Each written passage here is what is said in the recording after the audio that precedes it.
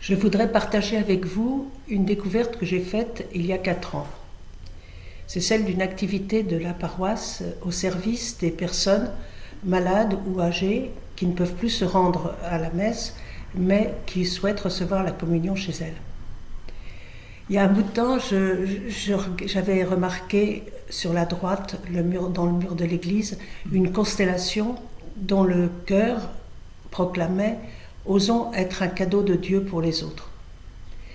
Alors je trouvais que c'était une belle proclamation, mais que c'était très audacieux. Et puis en parcourant les différents services qui étaient affichés, je me suis rendu compte que finalement, je n'étais pas concernée. Parce que, en raison de mes difficultés de déplacement, je ne pouvais participer à aucune. Puis quand même, j'ai remarqué que tout en haut, il y avait l'indication « communion à domicile ».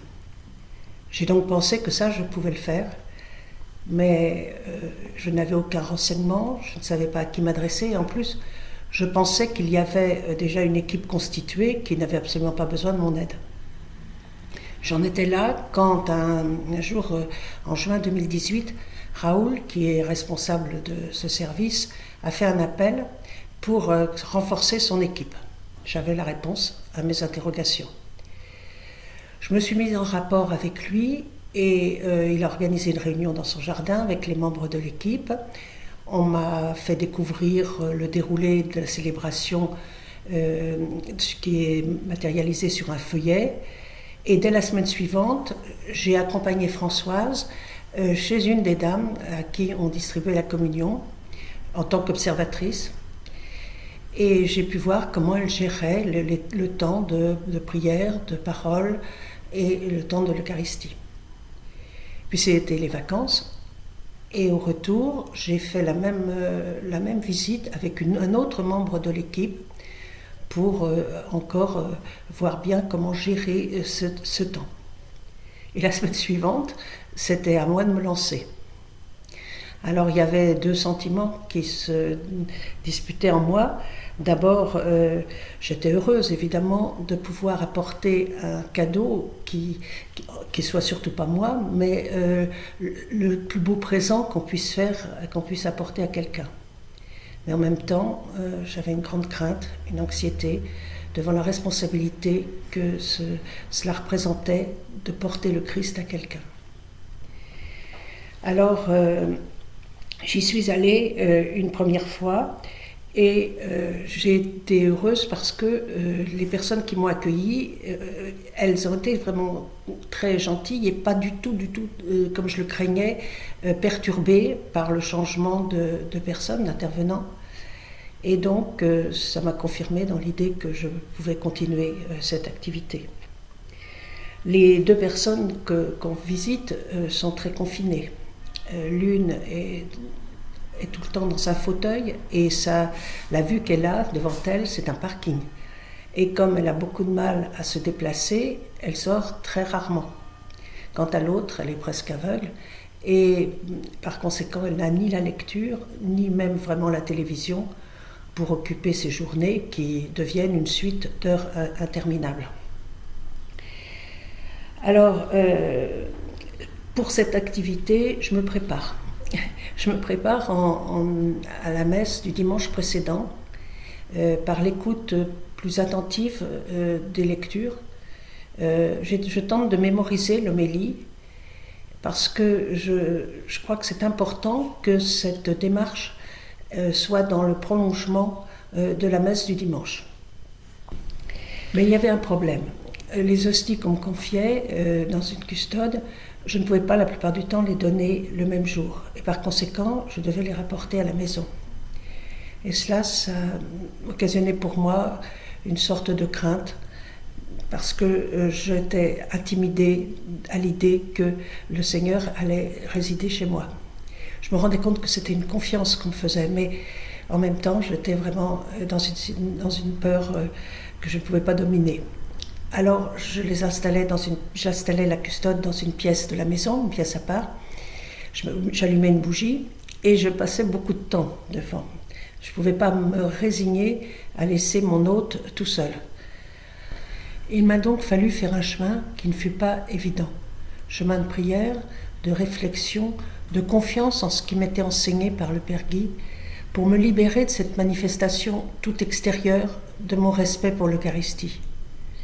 J'ai aussi dû remettre en question ma conviction que la présence du Christ ne se trouve uniquement dans le pain et le vin consacrés. Et cela m'a amené à approfondir sa présence dans la parole et dans les autres. Ça a été une grande découverte pour moi. Et même si je suis toujours heureuse quand le Christ est présent dans ma maison sous forme de l'hostie, il n'en reste pas moins que maintenant, je le considère comme un ami, et ça change tout. Puis vint la période Covid.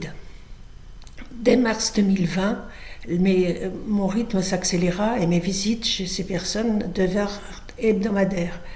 Le lundi chez l'une, le vendredi chez l'autre.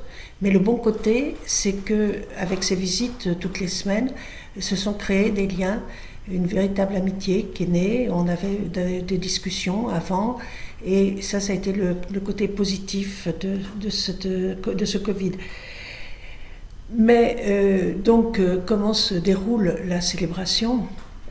Elle dure environ 45 minutes. D'abord, je cherche à installer la custode sur la table en faisant un peu de rangement. Et j'allume une bougie. Et puis j'installe des fleurs, parce que d'abord les fleurs c'est beau, mais surtout parce que ça permettra aux personnes, une fois que je serai partie, de se rappeler ce qu'on a vécu ensemble. Puis commence la célébration avec une demande de pardon. Ensuite, je lis l'évangile, quelquefois abrégé, et s'instaure de temps en temps un partage de cette parole. Ensuite, on récite le credo. Là, j'ai des fois des questions, des interrogations sur un point de la foi énoncé dans le credo, et je me souviens que l'année dernière, une des personnes m'a demandé ce que signifiait la résurrection de la chair. Alors en 5 minutes, je ne pense pas avoir été très claire, mais ça indique l'intérêt qu'elle prend à cette récitation du credo. Après, on vous présente les intentions de prière.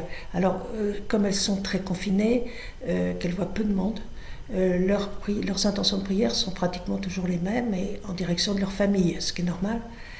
Mais j'essaie d'introduire des intentions autres, celles par exemple qui ont été présentées à la messe du dimanche précédent, ou en lien avec l'actualité, ce qui provoque aussi des discussions, des interrogations. Et des fois, c'est un peu difficile de revenir à l'Eucharistie, mais j'ai la bougie. Et je reviens en les centrant sur cette bougie, je reviens sur l'idée que le Christ est lumière. Puis vient le temps de la communion.